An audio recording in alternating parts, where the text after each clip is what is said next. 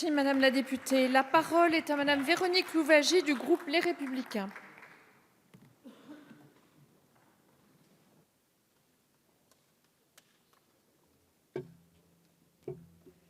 Madame la présidente, madame la ministre, monsieur le président de la commission des finances, monsieur le rapporteur général, monsieur le rapporteur spécial, mes chers collègues. Cette proposition de résolution pour le renforcement du pilotage et de l'évaluation des dépenses fiscales par les administrations publiques, portée par nos collègues députés de La République En Marche et présentée par notre collègue François Jolivet, a tout son sens dans le cadre de ce printemps de l'évaluation. Le sujet des dépenses publiques est un enjeu crucial et déterminant pour procéder à la diminution des prélèvements obligatoires.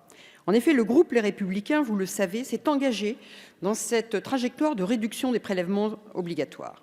Car nous ne pouvons admettre que la France soit en 2017 sur le podium des prélèvements obligatoires parmi tous les pays de l'OCDE, avec un taux de 45,3% du PIB.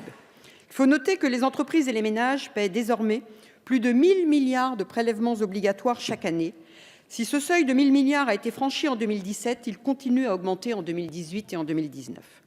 Il nous faut, d'une part, améliorer le pouvoir d'achat des Français en réduisant les prélèvements obligatoires et, d'autre part, diminuer les impôts de production des entreprises pour favoriser leur compétitivité.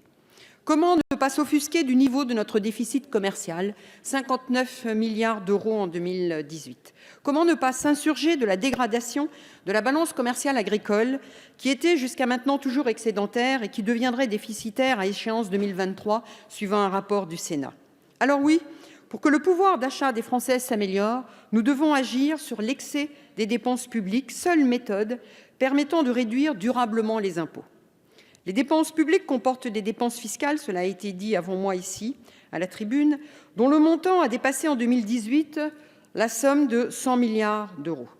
Entre 2017 et 2018, le coût total de ces 474 dépenses fiscales ou niches fiscales a augmenté par ailleurs de 6,7 milliards d'euros pour passer de 93,4 milliards d'euros à 100,2 milliards, soit une hausse de 7,2% en un an. La Cour des comptes souligne par ailleurs que, et je la cite, « Depuis 2015, le chiffrage du coût des dépenses fiscales en année N est systématiquement sous-évalué dans les prévisions associées au projet de loi de finances par rapport au montant effectivement constaté en exécution, en moyenne de 2,1 milliards d'euros. » C'est un montant relativement important. La Cour des comptes ajoute que, après une relative stabilité en 2014 et en 2015, la hausse du coût des dépenses fiscales hors CICE a eu tendance à s'accentuer depuis 2016. En 2018, si 22 dépenses fiscales ont un coût supérieur à 1 milliard d'euros, 191 dépenses fiscales ont un coût compris entre 0 et 50 millions d'euros, 50 millions d'euros tout à fait, dont 100 chiffrés à moins de 10 millions d'euros. Il existe en outre un nombre important de dépenses fiscales très anciennes et non révisées. Vous l'indiquiez, monsieur le président de la commission des finances, il n'y a pas eu d'évaluation depuis 2011.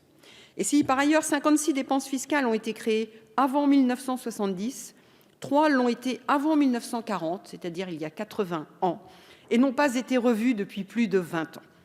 La multitude des petits dispositifs dont l'efficacité, la pertinence ou l'impact ne sont pas nécessairement établis valide bien entendu l'idée d'un réexamen et d'une évaluation.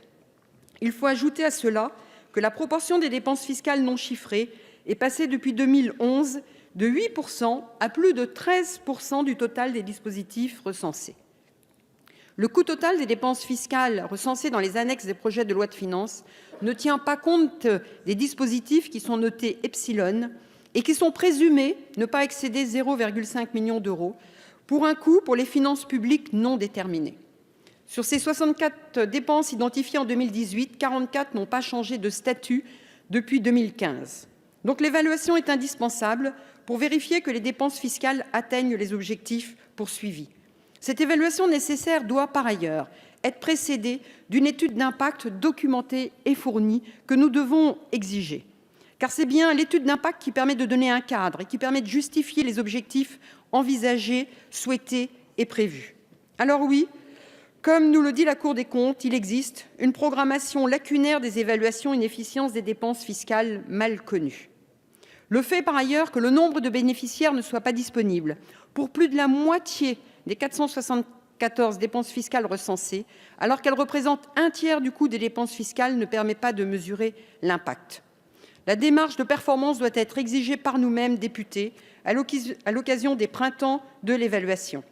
Alors cette résolution qui nous propose d'améliorer la qualité et la nature des informations communiquées est bien entendu partagée. C'est donc bien évidemment que le groupe Les Républicains votera pour cette proposition de résolution. Merci, madame la députée.